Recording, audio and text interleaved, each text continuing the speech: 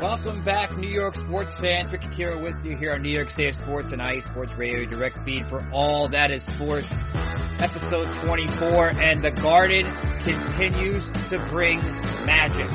The Rangers are 6-0 to begin the 2024 playoffs, and they win a dramatic 4-3 double overtime Game 2 win over the Carolina Hurricanes.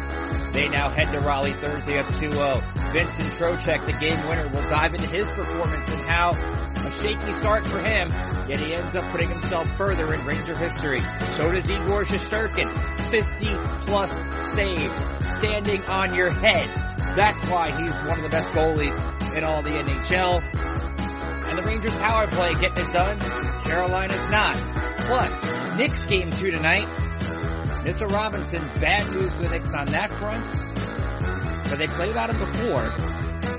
If the depth continues to shrink, we'll dive more into Game 2. Pacers-Knicks tonight as the Knicks try to go up 2-0 and make the Garden a perfect 4-0 this week. The magic lives on. And will live on. In just a little bit.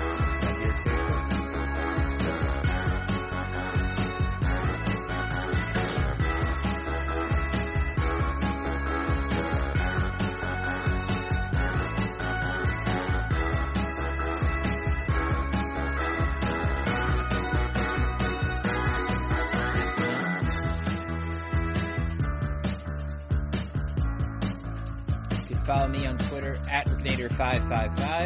That's 35. Follow the show on Twitter at NYStateSportsIE. Feel free to email me, rickjkeeler@gmail.com. I'm always happy to hear from you with your thoughts, your questions, your comments about the games for these post-game shows, or these wrap-ups, if you will. You could also catch me live tweeting some of the games. I did live tweet the Ranger game last night.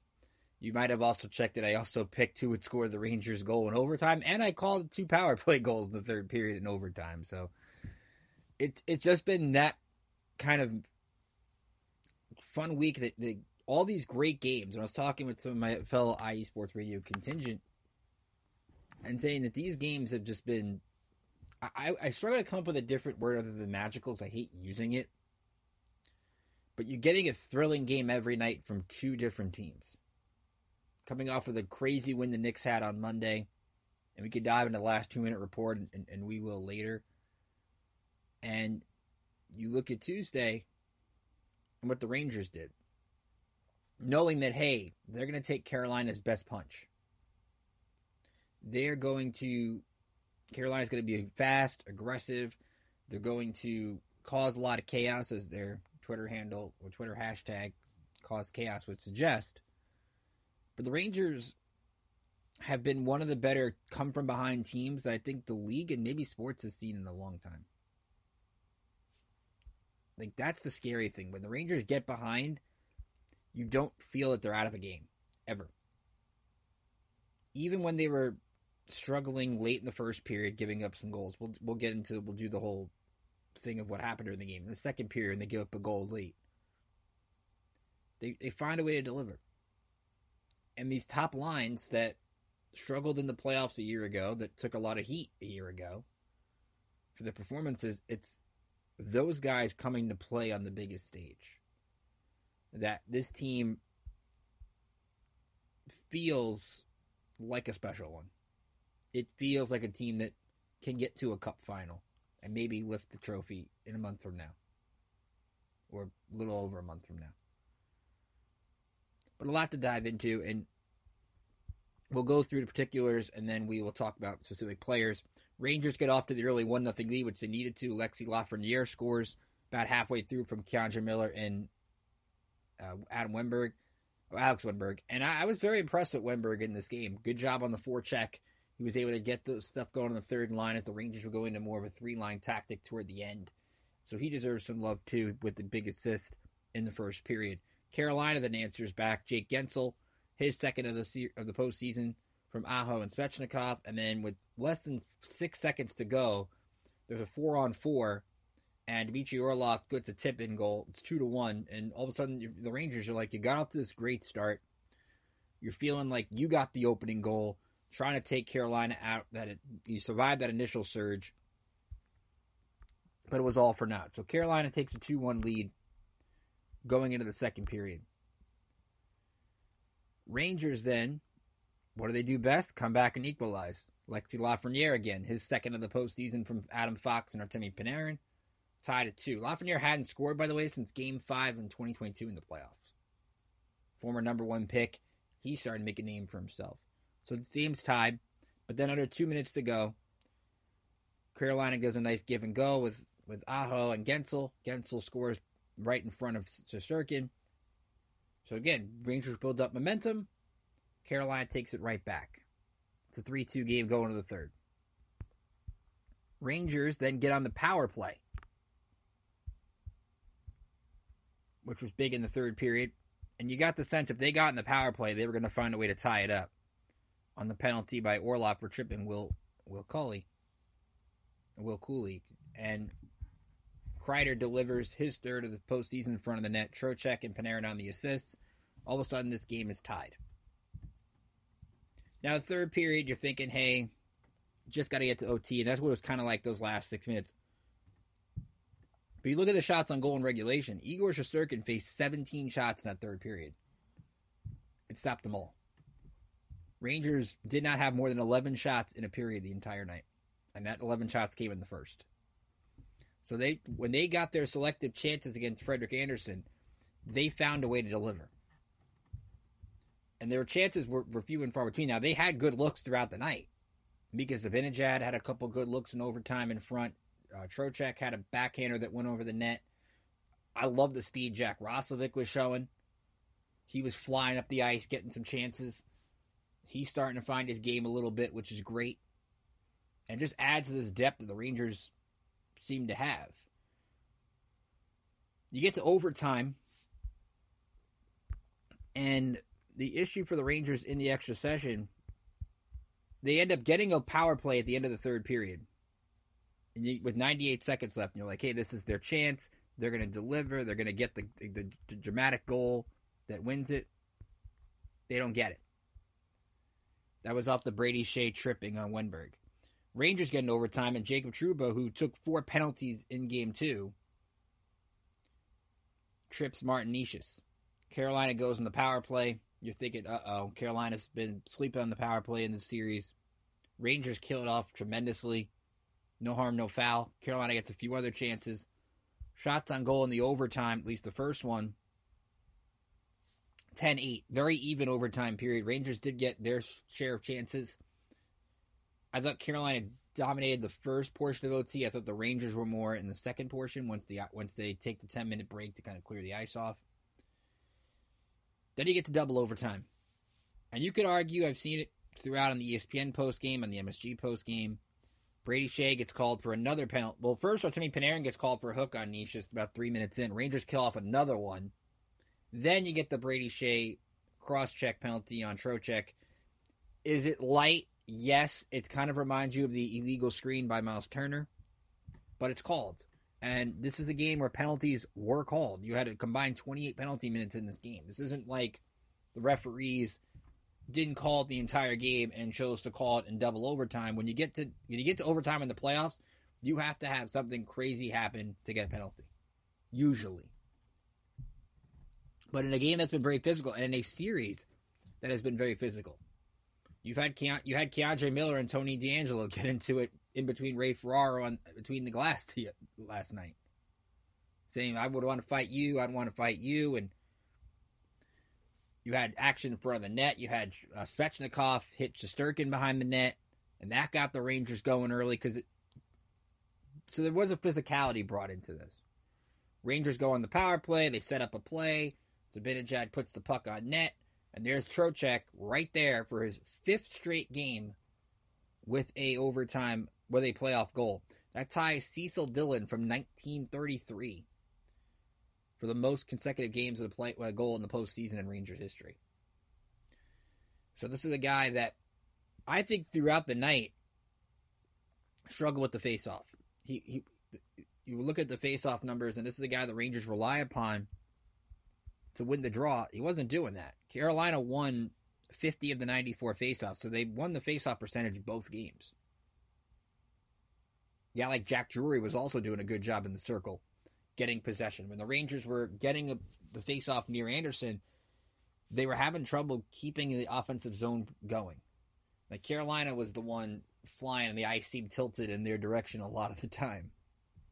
But they withstood it. And you get the sense that the Rangers took Carolina's best shot.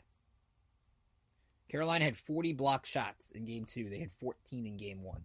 So they were a lot more. They were getting down low, blocking those passes, those shots at the point, doing those little things in addition to the speed they have. Like that top line, Sebastian Aho has been dangerous in this series. Every time he touched the puck, it seemed like he was going to get the game-winning goal. He has 5 assists in the series. That with Aho and Gensel, that top line is dangerous. But the difference is, when you look at Carolina's the second through fourth lines, they're not contributing the way you would want them to. Where you're not like Seth Jarvis has been good, but the Rangers have contained the Jordan Staal line. They've been able to keep outside of the goal in Game 1, Nishas, who's been one of their better scorers, from really getting going in this game, in this series as a whole. Like shots on goal, Brady Shea had 6 on defense for Carolina. Jake Gensel had 5. Tara Vinan's usually been a dangerous player. He's had 6 shots. Didn't capitalize on any of them. Seth Jarvis has been one of their better players. He was held to just 3 shots. He had no points last night. But you look at the Rangers, and they're getting contributions from everywhere. Artemi Panarin doesn't score, but 3 assists. Now is the most combined points in any single season in Ranger history with 127. Lafreniere, we mentioned, he's a guy that normally will get the assist. He's got 5 in these playoffs. He adds 2 goals. Trochek continues to deliver with a goal and an assist on 6 shots. Kreider takes 5 shots, gets a goal. Mika takes 6 shots. I mentioned Roslovic, he had 3. And the defense did a really good job on the penalty kill. You look at the job that Braden Schneider's done. Ryan Lindgren is really excellent with the penalty kill. Carolina in this series is 0 for 10 on the power play. And what a lot of it was dooming Carolina last night was if they would get a power play early in the game, they would do something stupid really early into the power play, and now the man advantage is gone because they take a penalty. I think that's been the issue with Rod Brindamore's team is like they have the focus, but they do the little things wrong that the Rangers do right. Pierre Laviolette kind of knows what button to hit. They get down in the first, and I was listening to when he was doing the interview with Emily Kaplan in the second period, and said we got to bring the energy, and he was right. Rangers had to come out and bring a little more energy in the second period, and they did. They were peppering more shots Anderson's way. It was more lively, and it reflected in the Garden. Because it's clear, as good as Anderson has been, if you could get pressure in front, and you've seen Carolina do a great job at this, they're getting a lot of their goals through tip-ins. They are getting bodies in front of Shesterkin and getting the bounces to get those goals. If you can get guys in front, you never know where the puck's going to go. So if there's any criticism for the Rangers defense, it's got to be to get those guys out of the front of Shesterkin. He can't face 50-plus shots again and expect for this magic that he did. 54 saves for Igor, as I mentioned, tied for the third most in Ranger history with Henrik Lundqvist. Of course, Igor has the record back in that crazy Game 1 in 22 when they lost the Louis Domingue game to the Penguins at the Garden, and you were fearing throughout the whole time that Igor was going to have another 50 to 60-plus save game and they were going to lose. You want to reward a goalie when he stands on his head, and you think about the stat that ESPN kept mentioning. 29 straight games that Igor's allowed 3 goals or fewer in the playoffs. Considering he had to go 2.5 periods, essentially, without allowing another one, is a remarkable stat. I thought, okay, this is going to be the night he gives up 4. It's not really all his fault. But you're seeing the Igor Shesterkin that has been since the second half of the season. When he went through that slump right before the All-Star break, and that's where having the goalie coach Allaire and having Jonathan Quick in your locker room does so much for him. Trochek even told Kaplan after the game that Jonathan Quick was the one telling him after the first overtime, stick to what's working. So you have Quick as a veteran presence in that locker room to help this team. This is a team that knows what it needs to do, and the little things, the key thing is special teams. The Rangers are 4 for 8 have 4 of their 8 goals on the power play in this series. The Hurricanes are 0 for 10. This is a Carolina team that was one of the better power plays in the league, just like the Rangers are. But the Rangers have shown they're the best penalty killing team in the league. And Carolina also great in the penalty kill. We talked about before the series. These two teams were top 3 in both power play and penalty kill. And that's got to frustrate the heck out of Carolina. If they come into the Garden, have played 2 decent games, and can't get out of here with a win. Now, does it stop this series from being 2-2 going into Game 5, which would be on Monday, if there is one? No, I think if you look at the series going into Raleigh in PNC Arena Thursday night, I think that game is on TNT on Thursday. Yeah, TNT on 7 o'clock. The Carolina's got to feel like, hey, we're right there. They have to be able to do better on the power play, and they have the weapons to do it. But the one thing that I was listening to the MSG postgame last night, and the one thing you look at Carolina, remember they got swept in the conference final by Florida last year. This team likes to play fast, and you wonder, are they tiring out? And if they're tiring out, and the Rangers can make it a more structured game, it plays to their advantage if Carolina's speed is gone. That's the one thing Carolina has. It's Carolina's speed against the Rangers' formations.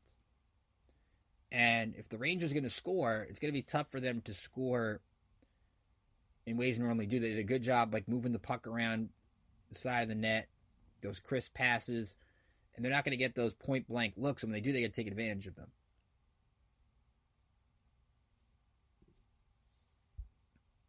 But that's what happens. You've got a goalie like Shesterkin, and you've got a top 2 lines that deliver night in and night out. And the Rangers, again, have had to go 3 lines.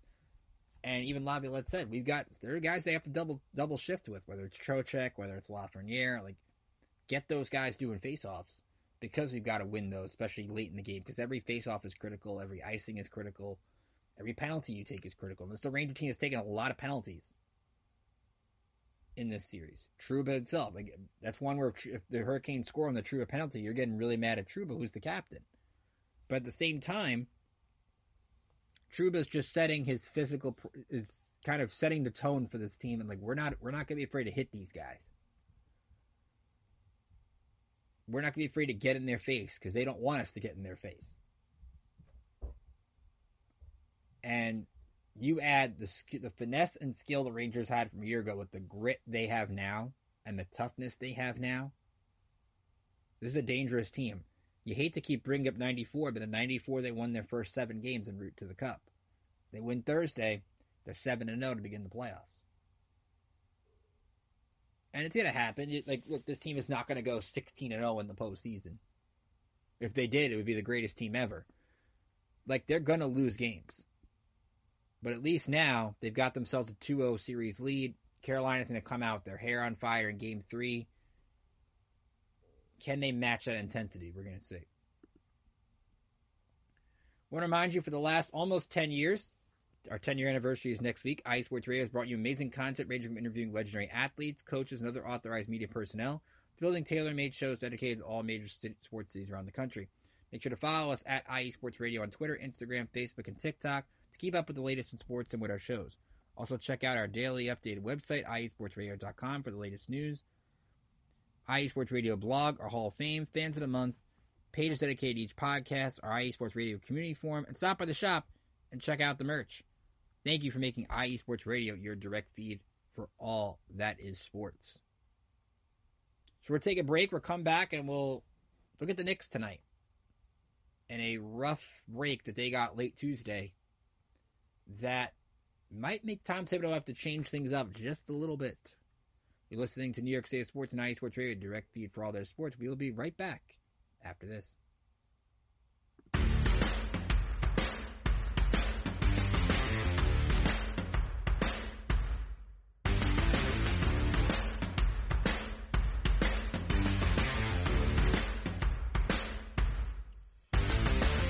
IE Sports Radio fans, this show is brought to you by Planet Jerky Premium Brisket Beef Jerky. Planet Jerky is the official jerky of the 2022 California League champion Lake Elsinore Storm, Single A affiliate of the San Diego Padres. This all brisket jerky has gluten-free options, contains no MSG, no sodium nitrate, is low in sugar, and high in protein. Go to their website at planetjerky.net and follow them on Instagram at Planet Jerky. Planet Jerky, the jerky that's on a whole other planet.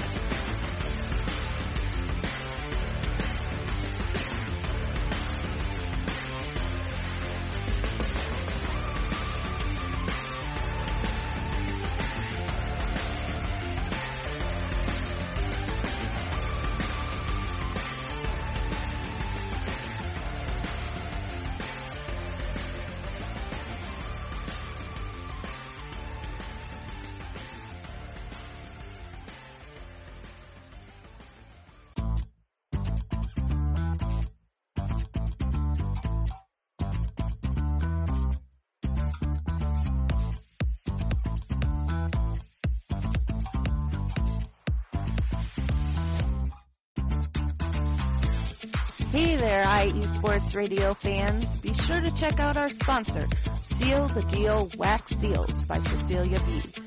You just finished your very own wedding or baby shower invitations and you're looking for that extra special touch? Maybe you just wrote a letter to a relative or a friend and you want to add to their smile when they receive it.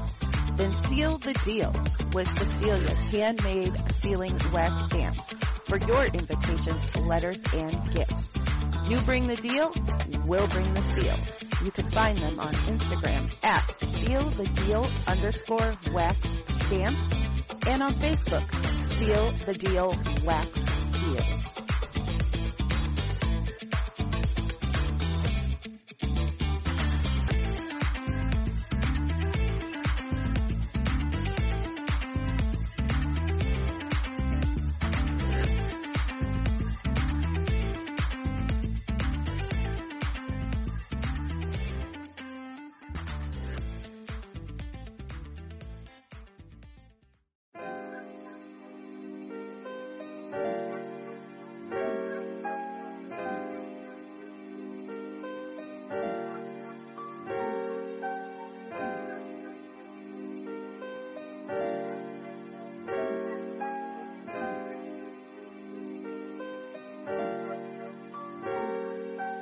Hello, ladies and gentlemen. My name is Davidson. It's your boy, Dantarius Locke. And we're the hosts of Fast Break here on IE Sports Radio, where we discuss everything in the world of basketball from prep to the pros. You guys should definitely check us out, man. Sunday, 8 p.m. Eastern, 5 p.m. Pacific. We got all the basketball information you guys need, so we look forward to you guys listening in. And please do, because we are the best basketball show on this side of the Mississippi. And please do check us out on Twitter at FastBreakISR. D-Lock, where's our time again?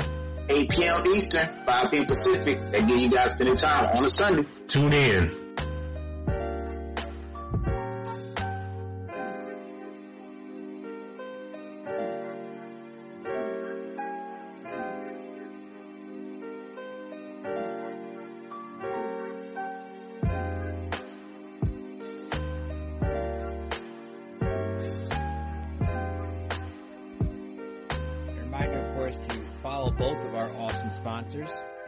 Planet Jerky, Instagram at Planet Jerky. Try out some of those awesome flavors.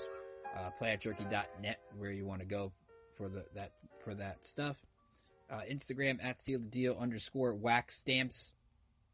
And on Facebook, Seal the Deal Wax Seals. Get some good stuff. Definitely get the good party preparation or that special touch invitation as we talk about. So PlanetJerky.net and Seal the Deal Wax Seals, Instagram, Facebook, all those cool things. Fun fact about the Rangers last night, as we're back with you, Ricky Keeler here on New York State Sports and Ice Sports Radio direct feed for all that is sports. First time the Rangers had won a multiple overtime game. They had lost 4 in a row coming in.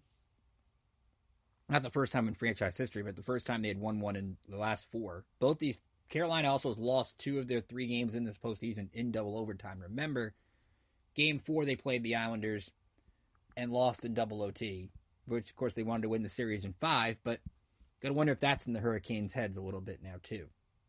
The fact they had their multiple chances, even had shorthanded chances in the third period in overtime and could not close. But let's get to the Knicks.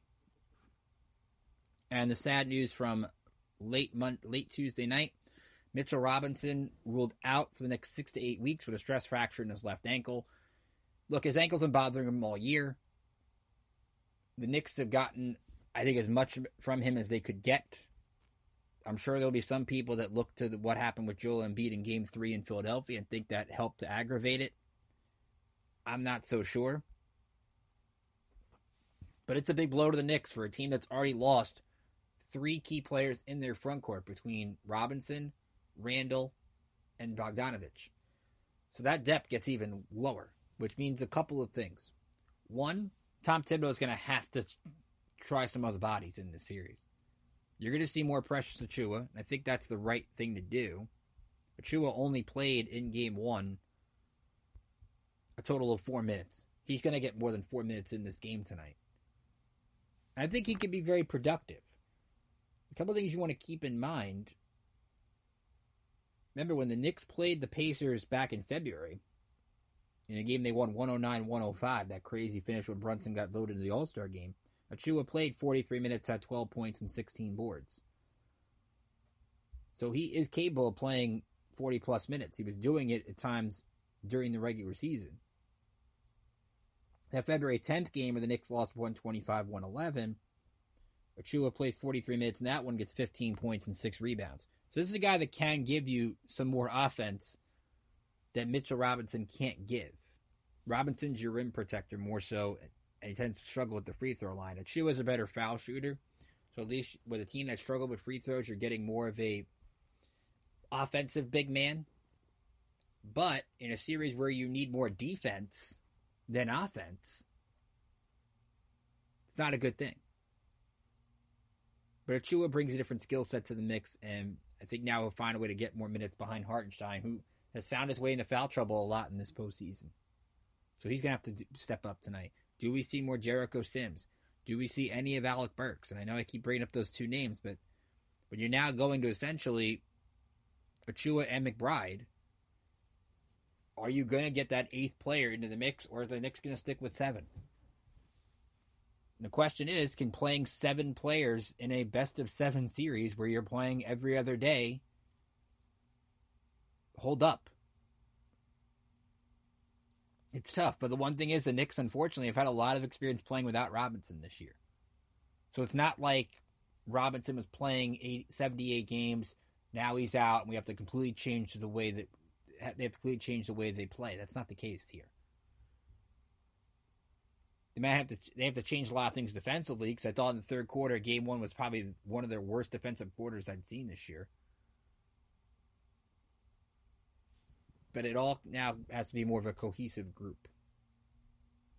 And the big adjustments is going to be, okay, when you're looking at this game too, the key is going to be with Indiana, do we see more TJ McConnell in this game?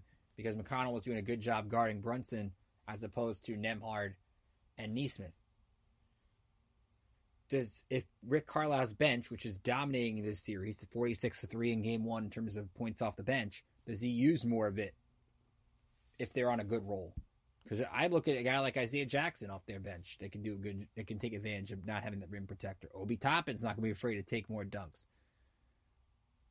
So you have a couple of good options if you're Rick Carlisle, and if Halliburton's continuing to struggle, Is he still on the floor in the fourth quarter? Keep in mind, he's been dealing with back spasms coming into this series. Knicks are favored. I believe the line is 4.5 right now for tonight's game. It was 5.5 for game one, so a lot of respect for Indiana coming this way, and rightfully so. This is the Pacer team that lost game one in Milwaukee against the Bucks their last series and dominated in game two. Yes, the Bucks did not have Giannis, but Indiana's been in this situation before. And we just talked about it with the Hurricanes. They feel they did a lot of things right in game one, where that game is close. And this Knicks team hasn't had that signature blowout win you've been hoping for. Every game has been grinded out down to the final 2 minutes in wins and losses. Really, outside of the third quarter in game three, they've been in every quarter. But when you're playing all those stress-induced games, baseball, it's the equivalent of kind of stress pitches. You got 100 pitches, but you've thrown so many stress pitches with men on base that it tires you out, as opposed to if you threw 70 in a 10-1 game. How often are you going to feel the pressure and just feel tired legs? Josh Hart is going to seemingly play almost every minute in this series. Indiana can go to different guys to spell the Halliburtons and the Siakams and the Turners, and they don't miss a beat. The key is going to be, can the Knicks keep this physical tone they want to play without getting into foul trouble? Because the Pacers can view it as, we can now be more aggressive offensively and push the pace and get to the bucket, because the Knicks can't foul, because they don't have as many guys they can go to. We saw Indiana take fewer threes in game one than in the last two games of their series with Milwaukee. It's the Pacer team that loves to shoot the three, that loves to have a perimeter game. But you also want to see Kem and Knicks adjust to pick and roll defense. They were terrible against it in game one. It was Miles Turner setting that screen, legally or illegally, and getting to the paint and making those shots. And the one thing you got to consider is, based off the last 2-minute report, what happens in this game. The NBA released, of course, the famous last 2-minute report.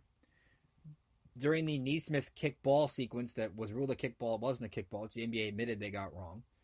Dante DiVincenzo should have been called for an offensive foul on a screen. Then you have the case later where the NBA says not only did Miles Turner should have been called for a legal screen, should have been called for one earlier in that last couple minutes. Which Indiana has not come out like the Sixers and filed grievances and protests and all those things. But you have to wonder, there's no directive from Adam Silver. There's no directive from the league office. But in the refs' minds tonight, is Indiana going to get a little more favorable whistle on the road because of these last 2-minute reports and because of all this talk again after a great Knicks win that nationally is ruled as the Pacers got robbed? And the Knicks are getting the favorable calls, which any Knicks fan would tell you, well, about time. And Jalen Brunson would say the same thing. Jalen Brunson's getting to the free throw line. That's going to be another key in this game. Drive to the paint and get to the stripe. They're going to call it. They're going to call it. But the scrutiny on officials in this postseason has been at an all-time high. And scrutiny on the league office. I mean, think about what happened with Jamal Murray in the Nuggets game. Throws a heating pad and a towel onto the floor in the direction of an official. Does the money gesture during the game and only gets fined $100,000? Doesn't get suspended? And you can't tell me that part of that is because the Nuggets are down 0-2. And part of that is they don't want Jamal Murray not playing. So to make the suspensions retroactive to the regular season, like I don't understand the precedents that get set sometimes. It's a whole other issue. We've already crossed that with the whole Joel Embiid stuff and should have been suspended. And if this was the regular season in Game 3 with Robinson, he would have been thrown out. We've talked about that. But if you're the Knicks tonight, you can't expect a great whistle. You can get mad about it, but I would not be shocked if Indiana made up that free throw disadvantage in the second half. Do they take that same approach and try to drive to the basket? They need to get Tyrese Halliburton going in the worst way. Halliburton only 6 points in game one. Now, what's in Halliburton's advantage and what should scare the Knicks is Halliburton knows how to bounce back in this postseason. You go back to game one in Milwaukee when the Pacers lost by 15. Halliburton had 9 points, 8 assists, 7 rebounds, only took 7 shots. Game two, in a game Indiana won 125-108. 12 points, 12 assists, 4 of 10 shooting, including 3 threes. Now, in that game, the Pacers had all 5 players in double figures, and Halliburton's going to be known more for the assists. Like, that's going to be more to what you keep an eye on with him. Is can he distribute the ball without turning it over? And the Pacers played as clean a game as you could play in game one. They only had like 8 turnovers, and was only 4 up until mid-fourth. The Knicks are going to have to get active hands, and that's where I look at Deuce McBride tonight. Not for his offense. I look for him to get some steals. They need him to get that active presence in there and to play a factor. I'm going to go with the Knicks tonight. I'm not confident in it. But it's hard not to ride the Garden momentum right now. And just because, again, I have the Knicks in 7th. If the Knicks go up 2-0, it's not going to be series over. Because Indiana's very fully capable of making this a deep series. But we'll have more on that for our post-game coming up on Thursday morning. Really quickly, a couple other news we want to talk about, well, briefly, and we'll expand on them Thursday. St. John's lands a huge transfer. Kadari Richmond from Seton Hall commits to St. John's out of the number one player in the transfer portal from a lot of outlets, Adam Zagor. And one of the things Rick Pitino talked about is if he improves his jump shot, and he tweeted it out, he's a jump shot away from playing for the Knicks. And you look at St. John's guards now, with adding Devion Smith from Utah and adding Richmond, who's played in the Big East, who's played in big games. You throw in Simeon Wilcher in his second year. In a St. John's offseason where people were mad about the portal that they weren't being active, they've landed 2 impact players in the backcourt. And now the expectation changes, and again, we'll talk more about this Thursday. Expectation changes for the 2024-25 season and how good this team can be. Also, Yankees, big win over the Astros. Justin Verlander gets rocked. Anthony Volpe goes deep. Alex Verdugo with a 3-run homer early. Luis Gil, 6 strong innings again, gives up just the Kyle Tucker home run. Does have some walks, but Luis Gil has shown up against Corbin Burns and Justin Verlander his last 2 starts. So he is a guy that should get more attention. Mets get a win in St. Louis, a 6-run 5th. Pete Alonso with a couple big hits. I wrote about Pete Alonso trying to break out of his slump over on Metsmerize this morning. You can check that out. So a lot going on. So schedule coming up. We will have a post game for you up Thursday morning for Game 2 Knicks Pacers. Our regular show will be live 2 p.m. Eastern tomorrow afternoon. And then Friday we will have, Friday morning, a Rangers Hurricanes Game 3 post game coming your way. So post games, live shows. Basically, we're doing a show a day for you guys. And I'm having fun with these. I hope you're having fun too. I hope they're doing these all through June. Rangers and Knicks need to keep me busy. It's going to be fun. Remember, you can follow me on Twitter at Rickinator555. Follow the show on Twitter at NYStateSportsIE. You can email me, rickjkeeler@gmail.com. Follow the official account of IE Sports Radio at IE Sports Radio. But please email me. Send me your questions, your thoughts. What do you think about the post games? If you're live tweet with me during the game, get involved. I want to hear from you. So please feel free to contribute. So the Rangers, 6-0 in the playoffs. Vincent Trochek, 5 goals in this postseason.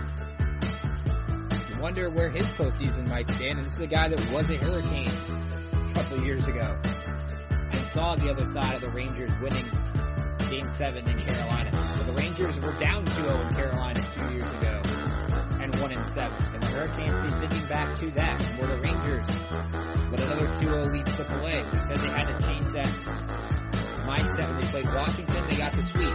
Not expecting the sweep here, but there's a lot different focus as the series shifts to North Carolina. The Knicks don't know really what to expect tonight Other than a close, gritty ball game, Indiana has to make adjustments.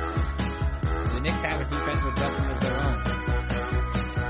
But it's been a fun week at the Garden. Rangers win Sunday. Knicks win Monday. Rangers win a classic double overtime game Tuesday. And now the Knicks will try to make it another clean sweep at Madison Square Garden, just like what happened in round one. This is Ricky Keeler from New York State Sports here on IE Sports Radio. Recipe for all the sports. Have a great rest of your day. Enjoy Game 2 of the Knicks tonight. I'll see you back here Thursday morning.